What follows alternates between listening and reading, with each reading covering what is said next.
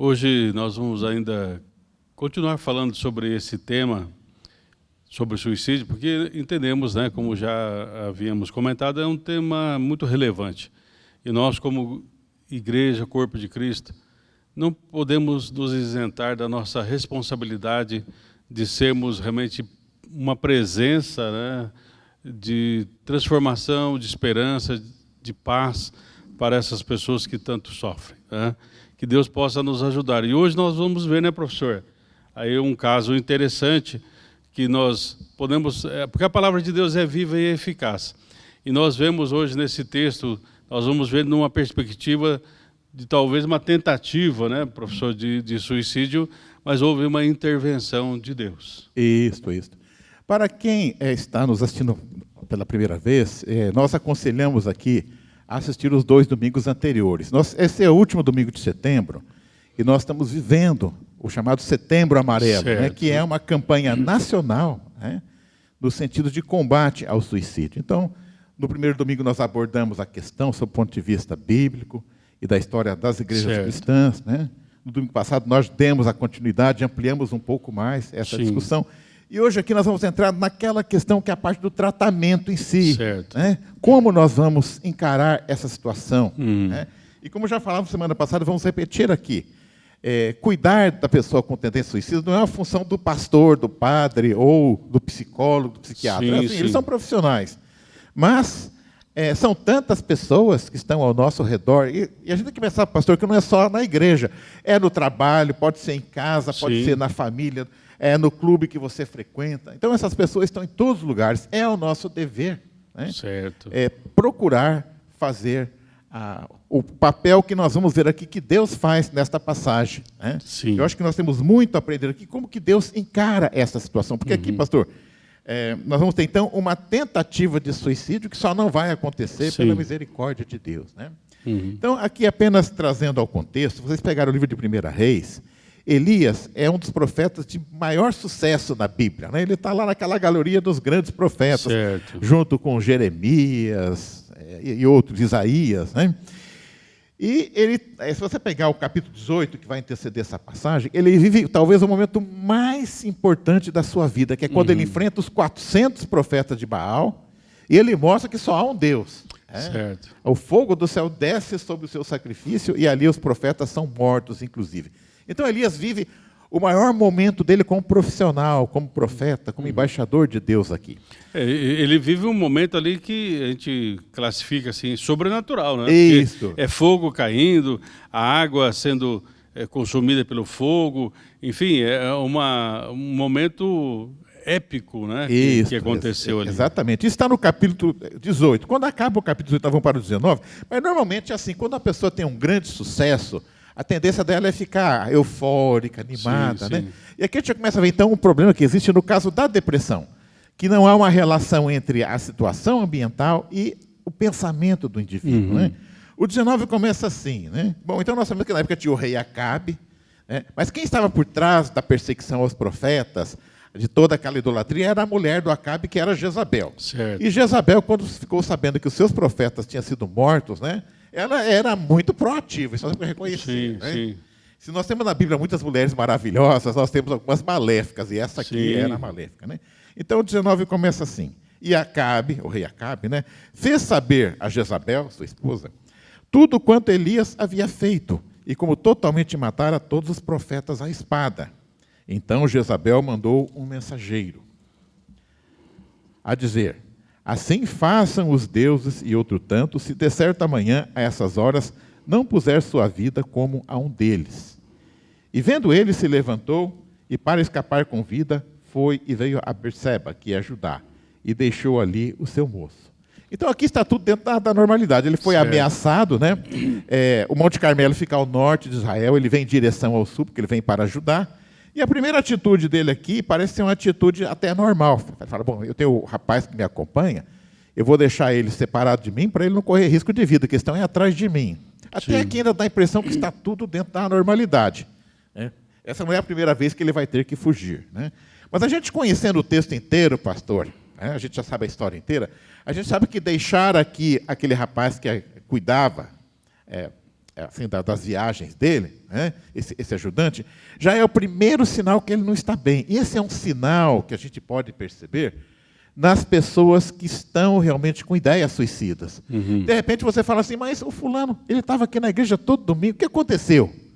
Aí o outro fala, olha, ele também não tem aparecido muito lá no clube que a gente frequenta. Aí o outro fala, olha, nas reuniões de família não tem aparecido muito. Então, esse é um sinal. Né? Existem sinais que as pessoas que estão com tendências suicidas dão. E um desses é o distanciamento. Certo. Então, essa é a primeira atitude que aparentemente parece que ele está querendo proteger, mas a gente conhecendo a história toda sabe que não é assim. Sim, sim. Né? E aí continua assim. E ele se foi ao deserto a caminho de um dia, e veio e assentou-se debaixo de uma árvore. Aqui, pastor, veja bem, ele vai para o deserto sem levar água e sem levar comida. Certo. E ele faz um dia de caminhada. Né? Então, veja que isso que ele está fazendo aqui é algo muito perigoso. Eu suponho que ele não tinha noção do perigo que ele estava correndo. Porque se você está um dia de caminhada e sente-se fraco, né, retornar não é tão fácil. Na época não tinha telefone celular, né, para você ligar. Então, ele está se colocando numa situação de alto risco aqui. Então, essa é a primeira característica. Ele deixa o seu escudeiro, né? O seu parceiro. Ele era um homem solitário, provavelmente. Essa pessoa que estava sempre com ele ali, sim, nas suas viagens. Né? E agora, nessa segunda atitude, então, né, de ir para um local deserto. Né? Então, essa é uma segunda característica. A pessoa que está em depressão, ela tende a se isolar. Então, o isolamento social e o distanciamento. Né? Fala assim, o cara ele foi lá para a chácara dele, eu não saio mais de lá. Né? Tem ficado direto lá. E é assim, né? Então, ao invés de nós ficarmos falando sobre a pessoa, vamos procurar falar com a pessoa. Isso, né? Aí diz assim, assentou-se debaixo de um zimbro, né, que é uma árvore, né, e pediu em seu ânimo a morte. Essa é uma outra característica do indivíduo em depressão, pensamentos de morte. Sim, né? sim. E ele diz assim, a Elias, já basta, Senhor, toma agora a minha vida, pois não sou melhor que meus pais. Outra marca, né, pastor? O sentimento de depreciação. Né? Sim, sim. E a gente vê aqui, né, professor, que ele passou, né? Porque as situações da vida são assim. Ele vinha de 3 anos e meio, mais ou menos, né? Aquele momento de seca, momento difícil. Ele também havia sido perseguido, enfim. Então, talvez ele cria uma expectativa de que tudo vai melhorar de uma hora para outra, né? E as coisas não acontecem assim, tá certo? Ele teve aquela vitória, teve uma ação sobrenatural, tal. Só que a vida continua, ele tem que continuar a caminhada. Está fugindo, no caso aqui. Não pode fugir, né, da realidade. Da realidade, isso. Porque muitas vezes nós queremos fugir da realidade, né? E uma das coisas, né, esses dias eu estava vendo um texto, né, ele fala assim, as responsabilidades que vêm quando crescemos. Nós não podemos ser como Peter Pan, viver na terra do nunca, né, e querer ser criança eternamente. Né? Nós crescemos e com esse crescimento vem muitas vezes dores, vem situações, vem alegrias, enfim, tantas coisas que fazem parte da vida, mas nós precisamos aprender a lidar com elas. Né? Pastor, eu vejo assim, nós tendemos a compartimentalizar tudo, mas aqui eu vejo que você tem um quadro, uma doença de depressão, mas aqui também ele tem algo que é comum, que é um esgotamento. Quer dizer, ele tinha passado por uma carga emocional muito grande. Ele tinha... então, eu vejo assim, muitas vezes também, esse sentimento de morte vem quando a pessoa está sobrecarregada. Né? Eu tenho uma passagem lá que eu vejo que Moisés fala, Deus, né, me tira daqui, não aguento mais esse povo. Né? Ele fala isso, ele abre o jogo quando ele está cansado. Né? Quer dizer, toda aquela carga, 600 mil pessoas, só os adultos, e todo mundo ali reclamando e tal. E Deus acode ele ali. Então, aí vem essa orientação que é para nós hoje. Nós não precisamos levar as cargas sozinhos. Né? Lá em Gálatas fala, levai as cargas uns dos outros. Orem um pelo outro, compartilhem vida um com o outro, enfim. Nós precisamos aprender. Isso que é necessário, professor. Porque senão, nós vemos, né, hoje tem, por exemplo, pessoa viciada em trabalho, pessoa com esgotamento físico, mental, enfim. E o ser humano tem um limite. É isso que nós precisamos aprender. Nós somos seres limitados. Então, por exemplo, um veículo, ele tem lá o limite, ele vai até 200 por hora, é o limite dele. Depois dali, ninguém se responsabiliza mais, né? Então, Deus nos criou com um limite. Então, dali para frente, se você forçar, pode fundir o motor. Eu vejo que quando Moisés faz uma oração, né, que pede para Deus tirar a vida dele, Deus atua ali, dividindo o trabalho naquela situação. Né? Agora, aqui o Elias, eu vejo assim, vamos condená-lo, ele não está bem, né? Ele podia ter feito a oração, parecia que vai falar, Senhor, essa carga está muito grande para mim, arruma mais gente. Né? Mas ele não está bem realmente. O que ele faz? Ele vai dormir, porque o versículo 5 aqui diz assim, ó, e deitou-se e dormiu debaixo de um zimbro, né? Que é uma árvore. E aí é que vai aparecer. Então, veja, é um outro sinal também, quer dizer, as pessoas que estão, né? É um sono exagerado, uma preguiça, né? Uma indisposição. Uma indisposição, né? Preguiça. Né? Aqui até, pastor, eu vejo assim, né? Essa questão do julgamento, já que eu falei em preguiça, pode surgir a seguinte situação, você fala assim, olha, o cara ele era muito assim, empenhado, ele chegava antes do horário, mas dos tempos para cá ele anda assim, preguiçoso, folgado, quer dizer, a pessoa não está bem e você acaba, né? Isso nós temos que entender, professor, que assim, uma das causas que, na verdade, a pessoa vai ficando meio anestesiada. E ela não... Porque, como nós temos o limite, a pessoa não vai conseguir produzir mais aquilo que estava produzindo. Isso. E aí, então, quanto mais ela esforça, mais embola a sua mente. Né? Há pouco comentavam sobre isso, né? Até o livro do Augusto Cury, ele fala assim, a síndrome do pensamento acelerado, né? Que hoje a pessoa começa a pensar, e eu falo assim, o grande problema é que a gente acaba pensando errado. Né? Então, muitas vezes, assim, você tem que tirar o pé do acelerador, vai com mais calma, procure ter momentos de solitude, momentos de se aquietar, aquietai-vos o seu coração, a Bíblia fala, né? Então, nós temos que ter momentos de meditar na palavra de Deus. Para meditar, você tem que ter esse momento de solitude, ou seja, você vai para um lugar reservado. E é interessante, professor, nós temos hoje tanta tecnologia, nós temos veículos, nós temos celulares, temos computadores. Hoje o senhor não precisa ir ao banco, enfrentar uma fila, o senhor digita ali o código de barra ou tira uma foto do código de barra, o senhor paga aquele boleto, né? Graças a Deus estamos pagando boleto, né? Estamos conseguindo pagar os boletos. Né? Então é para ter o quê? Mais tempo, e nós não temos mais tempo. O que está acontecendo? Então pare para revisar que você tem tudo para ter mais tempo, mas aí então o que nós inventamos mais coisas em cima. Entendeu? Aí que nós inventamos. Aí a pessoa quer maratonar uma série, aí já fica... Aí a gente acha tempo. Aí vai à noite... Aí ele tem um joguinho novo lá, ele já pega aquele joguinho, quer jogar, aí já entra numa comunidade, ele fica a noite inteira jogando. Não estou dizendo que isso é errado, né? Mas nós temos tudo para ter mais tempo e estamos tendo menos tempo.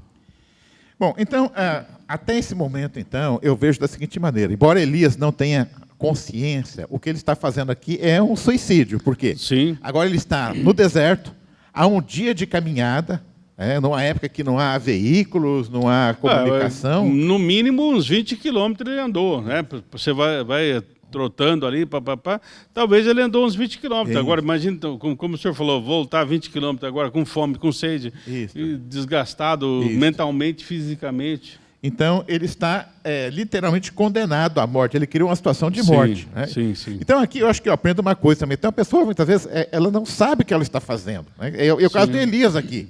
Eu não vejo aqui Elias, ele fala assim, eu vou me suicidar. Não, ele cria a situação. Sim. Né? Bom, aqui eu acho, então, aí a história começa a mudar, porque no mesmo versículo 5, né, a partir da segunda metade, diz assim, então um anjo tocou e disse, levanta-te e come. Aqui começa o tratamento de Deus, né? Deus manda um anjo. Porque os anjos, como diz a Bíblia, são agentes ministradores. Né? Então, aqui o anjo vem porque Deus assim o ordena. Né? Então, tanto professor, que a gente tem enfatizado isso, né? Que Deus é o Deus da vida. Então, diante dessa situação onde Elias está desejando a morte, querendo morrer, e talvez até ele reluta, né? Será que eu engulo um monte de areia aqui, ou enfio minha cabeça na areia, o que eu faço, né, para tirar a minha vida? E ele talvez esteja naquela dúvida, mas aí então o Senhor da vida intervém. É isso. Pastor, aqui eu acho importante, eu vejo assim, existe na palavra de Deus uma lógica. Eu vou dar um exemplo. Sim. Quando Jesus vai lá para ressuscitar Lázaro, né? Ele fala, removam a pedra, né? Desenrole, desenlacem. Né? Sim. Então, a única coisa que Jesus vai fazer, ele vai falar, levanta-te, Lázaro. Né? Sim. Dá até a impressão naquela passagem que Jesus está meio folgadão. Ele fala, Jesus, esse negócio está meio difícil de empurrar. Você não pode usar seus poderes aí para remover a pedra? Ele podia. Sim. Né? Então, quer dizer, essa e muitas passagens mostram a mesma coisa. Deus não vai fazer aquilo que cabe a você. Então, aqui quando fala que Deus mandou um anjo, eu entendo assim, você é o anjo. Não adianta falar, tem um irmão aqui que está com problema aqui. Senhor, manda ele, não vai mandar o anjo, porque o anjo é você. Então, nós temos que entender isso. Né? Muitas vezes o papel de anjo é para nós. Aqui Deus manda o anjo porque ele está lá no deserto. E vai morrer lá de sede, de fome, se deixar. Uma das coisas que eu entendo, professor, é assim, hoje, quem sabe, Deus quer que nós sejamos anjos na vida das pessoas. Porque o Senhor nos envia. Né?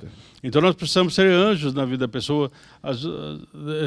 Lembrar a pessoa, não, volte a comer, volte a beber água, volte a se alimentar. Exatamente. Vamos ver a vida de uma outra maneira, de uma outra perspectiva.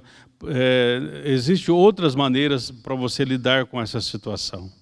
É interessante que a primeira coisa que hoje eu falo aqui, pastor, ainda, ó, no 5, levanta-te e come. Né? Ou seja, existe uma parte também que o indivíduo deve fazer, quer dizer, levantar e comer.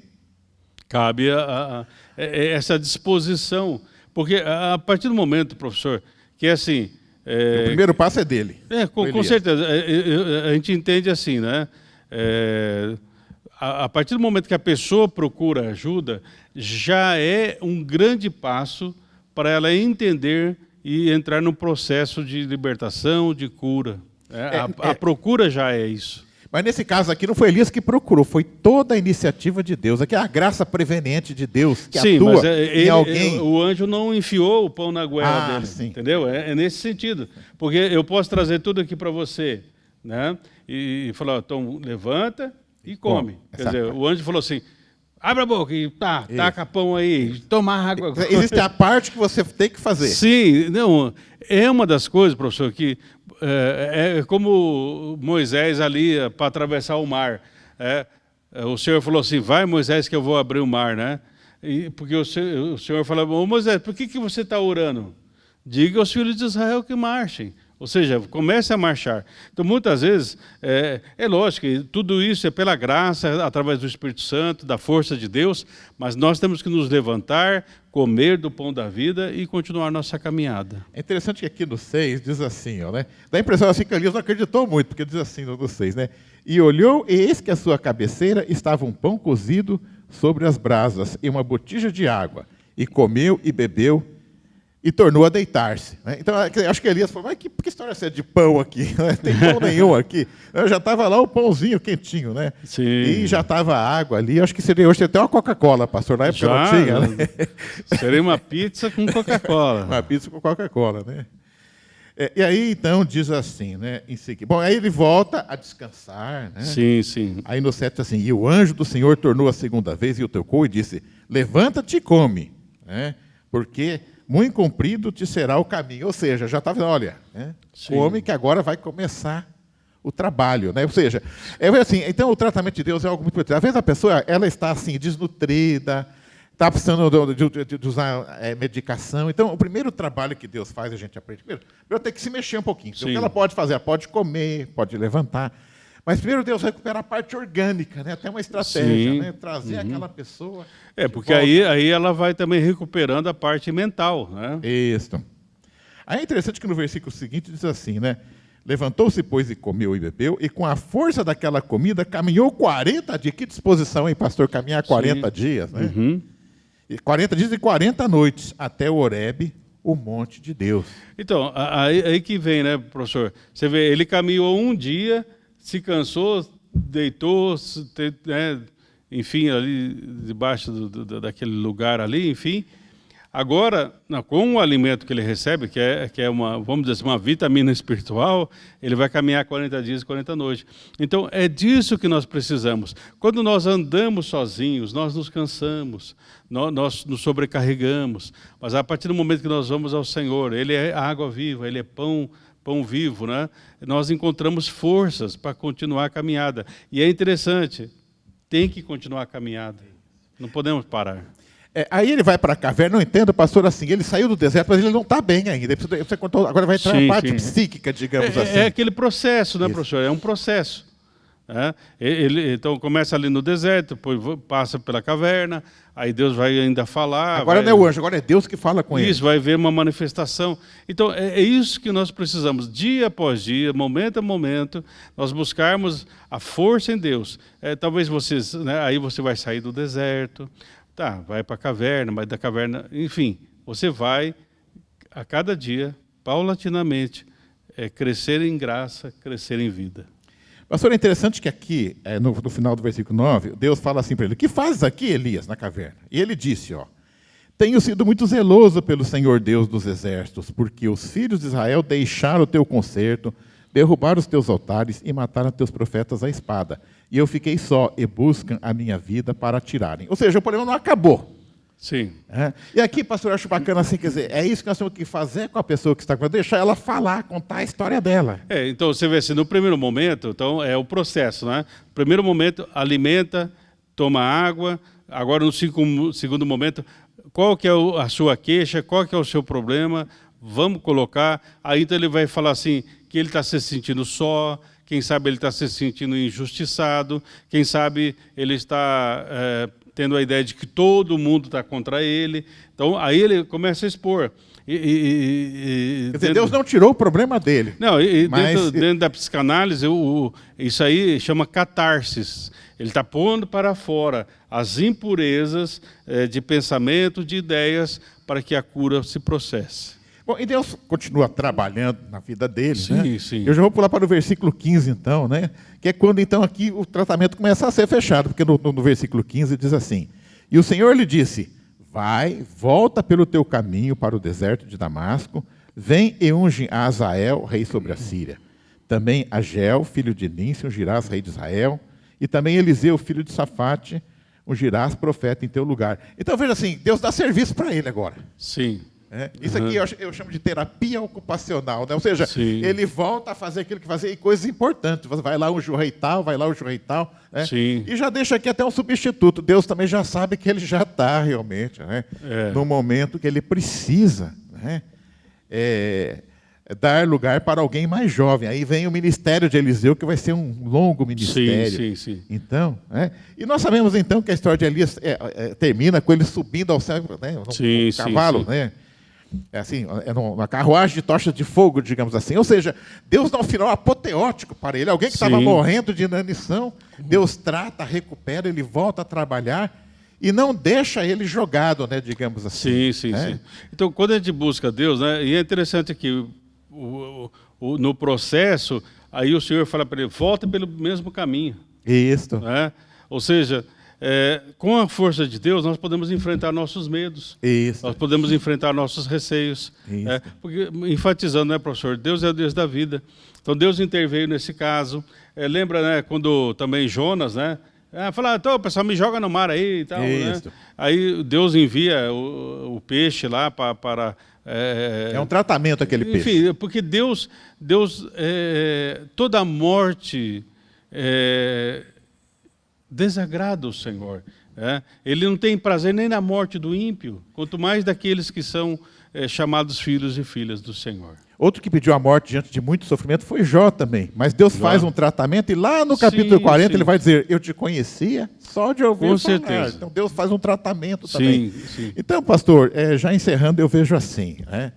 Não cabe a nós julgar quem tem pensamentos suicidas, quem faz a tentativa do suicídio. Não cabe a nós. Cabe a nós fazer aquilo que Deus faz. Deus não julga, Deus age. E nós temos que agir. E uma das maneiras de agir mais simples que todos nós podemos fazer é ouvir como Deus ouve aqui. Faz parte do tratamento. Né? Nós temos que... falar, nós sabemos falar. Nós temos que aprender a ouvir. É o que Deus faz aqui. Né? E Deus já sabe tudo. Né? Mas Ele, com paciência, Ele fala 2 vezes, conta a mesma história. Então, vamos então aprender aqui com o exemplo do anjo e com o exemplo de Deus, né? A estarmos atentos e a cuidarmos de nossos indivíduos com tendência suicida. E como tem uma sigla aí, né? Converse, valorize a vida. Deus abençoe. Amém.